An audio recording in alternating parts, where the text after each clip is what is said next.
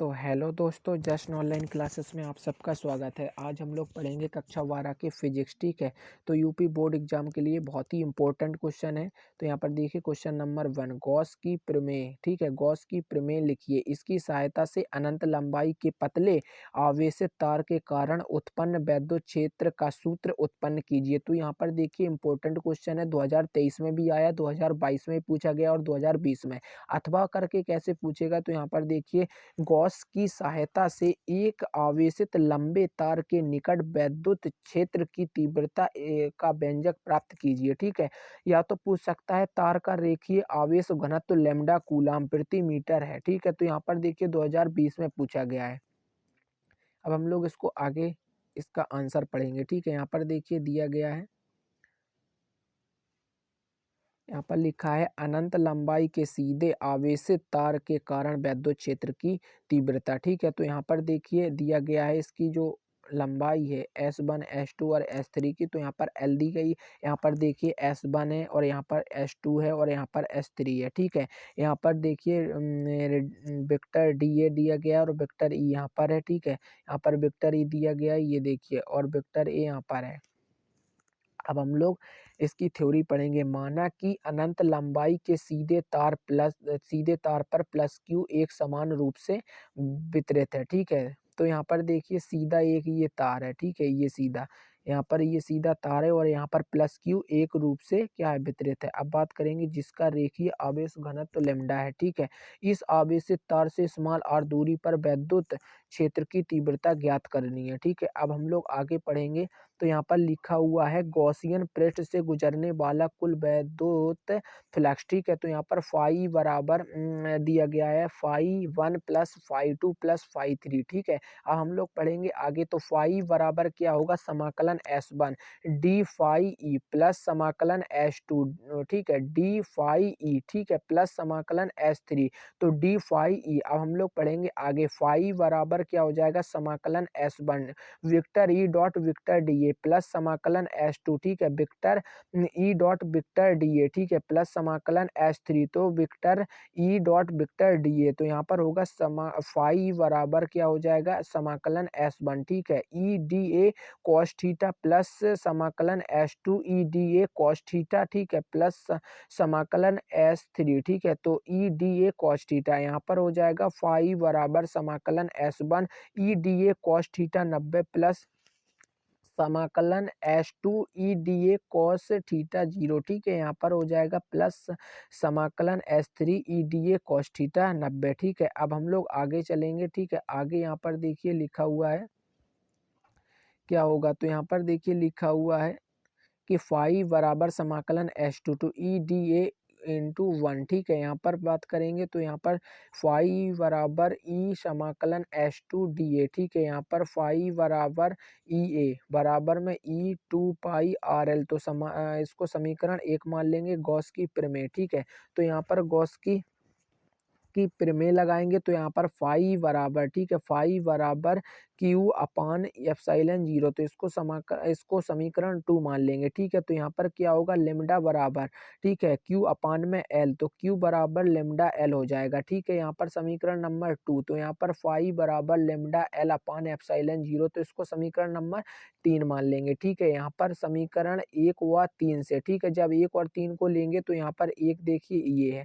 तो यहाँ पर ई 2 पाई आर एल, ठीक है, बराबर में लेमडा एल अपान एप्सिलॉन 0। तो ये एल से एल क्या हो जाएगा, कट जाएगा। ठीक है, यहाँ पर यहाँ पर ई बराबर लेमडा अपान में 2 पाई एप्सिलॉन 0 आर। ठीक है, तो यहाँ पर जो इसका टोटल निकलेगा, तो यहाँ पर वो आएगा आंसर ई बराबर 1/4 पाई एप्सिलॉन 0 टू लेमडा अपान में आर। ठीक है, अब हम लोग आगे चलते हैं। ठीक है, आगे देखिए अगली हेडिंग क्या है, तो यहाँ पर अगली हेडिंग दी गई है अनंत विस्तार। ठीक है, अनंत,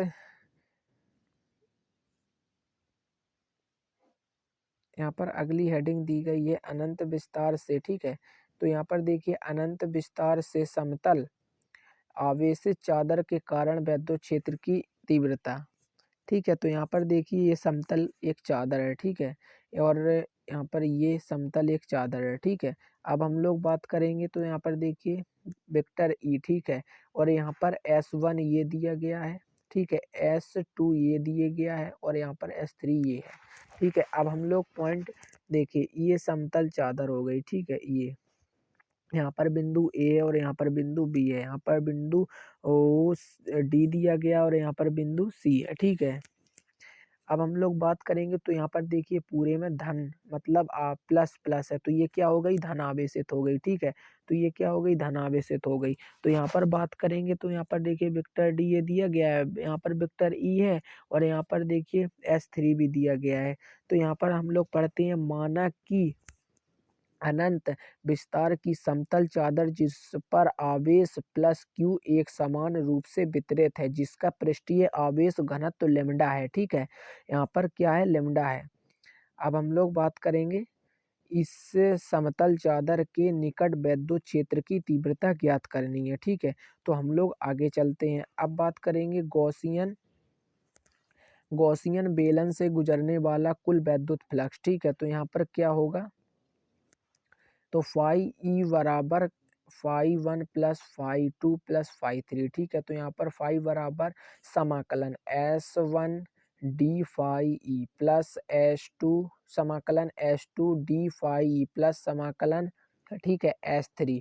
तो d फाई ई यहाँ पर हो जाएगा। अब फाई बराबर समाकलन S1 vector E dot D A vector plus समाकलन S2 vector E dot vector D A plus समाकलन S3 vector E dot vector D A, ठीक है। यहाँ पर हो जाएगा। अब फाई बराबर समाकलन S1 E D A cos theta, ठीक है, प्लस समाकलन S2, ठीक है, ई D A cos theta plus समाकलन S3 E D A cos theta.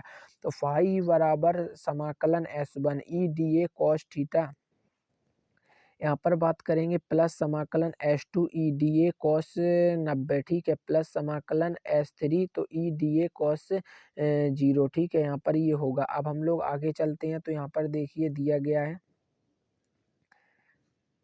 तो यहाँ पर देखिए फाई बराबर समाकलन S1 E D A plus समाकलन समाकलन S3 ई डी ए, ठीक है।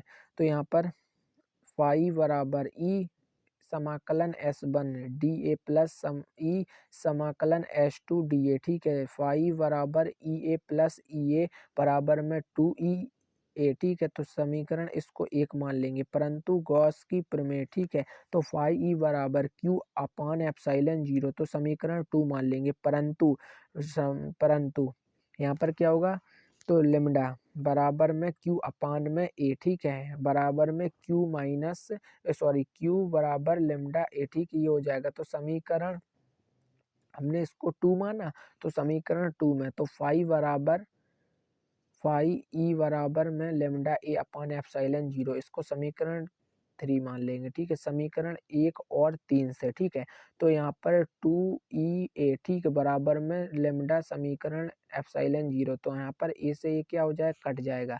तो यहाँ पर क्या होगा, देखिए यहाँ पर दिया गया है 2 ई बराबर में लेमडा अपान एप्सिलॉन 0, तो यहाँ पर इसका जो टोटल आंसर निकल के आएगा वो क्या होगा, देखिए यहाँ पर दिया गया है ई बराबर लेमडा 2 एप्सिलॉन 0, ठीक है। अब हम लोग अगला क्वेश्चन पढ़ेंगे। तो यहाँ पर देखिए अगला क्वेश्चन दिया गया है कि गॉस के नियम से, ठीक है, कूलाम के नियम का निगमन कीजिए।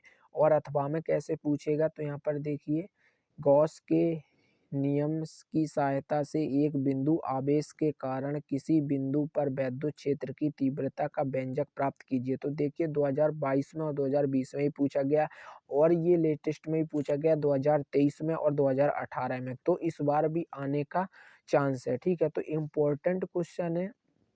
अब हम लोग इसका आंसर मतलब कि आंसर पढ़ेंगे, ठीक है। तो यहाँ पर देखिए लिखा हुआ है गॉस के नियम से कूलाम के नियम की प्राप्ति, ठीक है। तो यहाँ पर देखिए ये, ठीक है, तो यहाँ पर प्लस क्यू रखा हुआ है और यहाँ पर देखिए बिंदु पी रखा हुआ है, ठीक है।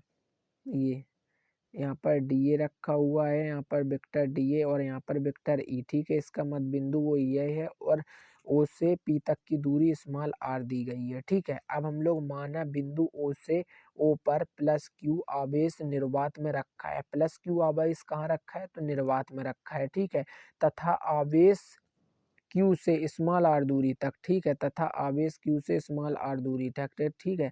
तो यहाँ पर दिया गया है Q से स्मॉल r दूरी तक, ठीक है, तो क्या होगा Q से स्मॉल r दूरी तक, तो यहाँ पर देखिए पर बिंदु P रखा है, ठीक है, ये भी देखिए बिंदु P रखा है। माना स्मॉल r त्रिज्या का एक गॉसियन पृष्ठ खींचते हैं, ठीक है, यहाँ पर गॉसियन पृष्ठ हम लोगों ने खींच लिया।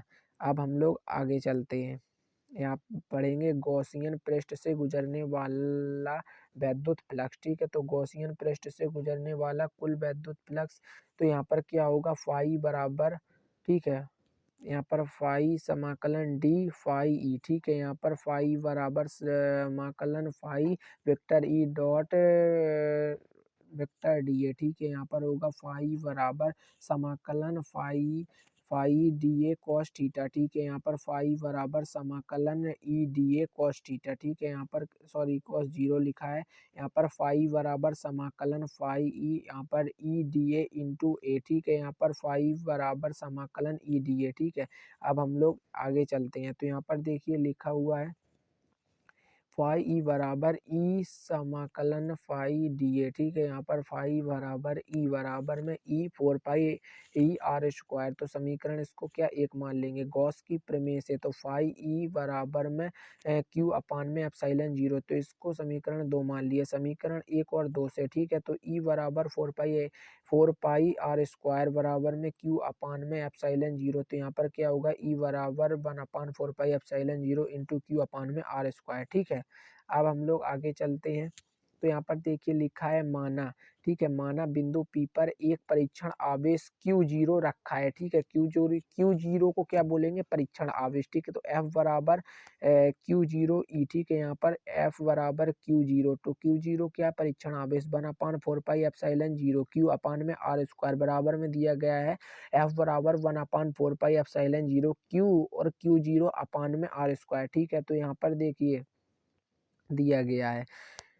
अब हम लोग यही कूलाम का नियम है, ठीक है, हम लोग आगे चलते हैं, तो यहाँ पर देखिए दिया गया है कि स्थिर वैद्युत बल तथा गुरुत्वाकर्षण बल की तुलना कीजिए, तो यहाँ पर गुरुत्वाकर्षण बल ये है और वैद्युत बल ये है, तो यहाँ पर तुलना करना है, तो यहाँ पर F बराबर G, ठीक है, m1 m2 बटे में आर स्क्वायर, यहाँ पर क्या है देखिए यहाँ पर दिया गया है कि F बराबर 1/4 pi epsilon zero Q1 Q2 बटे आर स्क्वायर, तो यहाँ पर नंबर 2 में क्या दिया गया है यह बल दूरी के वर्ग व्युत्क्रम नियम का पालन करता है, तो यहाँ पर दिया गया यह बल भी दूरी के वर्ग के व्युत्क्रम नियम का पालन करता है। यहाँ पर देखिए नंबर 3 में लिखा है यह बल दो द्रव्यमानों के बीच के माध्यमों पर निर्भर करता है, यह बल दो आवेशों के बीच की माध्यम पर निर्भर करता है। बात करेंगे 4 पॉइंट की, तो यह बल संरक्षी बल होता है और यह बल संरक्षी बल होता है, ठीक है।